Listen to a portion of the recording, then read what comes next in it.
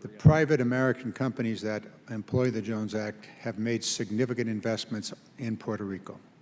I think you, and that's in your testimony, I would like you to repeat the investments that Crowley and Todt have made in Puerto Rico and the number of employees that you have in Puerto Rico. Mr. Garamendi, Crowley is in the final stages of a $600 million capital investment in Puerto Rico, building the ships and the terminal infrastructure there.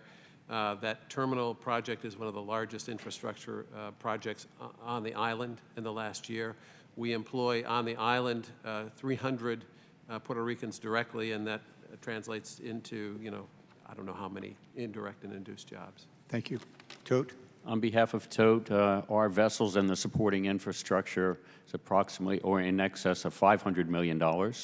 And that does not include the investment in an LNG plant, which was made in Jacksonville to support the vessels.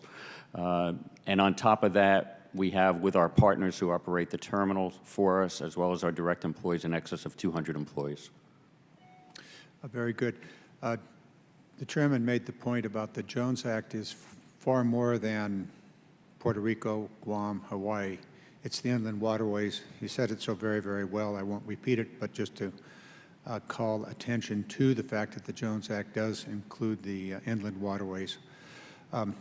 And my final point has to do with the shipbuilding industry in the United States. We've had significant testimony on that.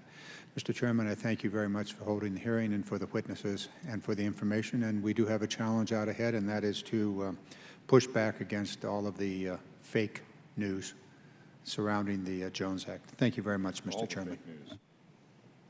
Thank the gentleman. Thank the witnesses. And we had great member participation today. I think you see that actually is pretty striking in and of itself, that we had more than me and John here today. We appreciate it. But the subcommittee stands adjourned.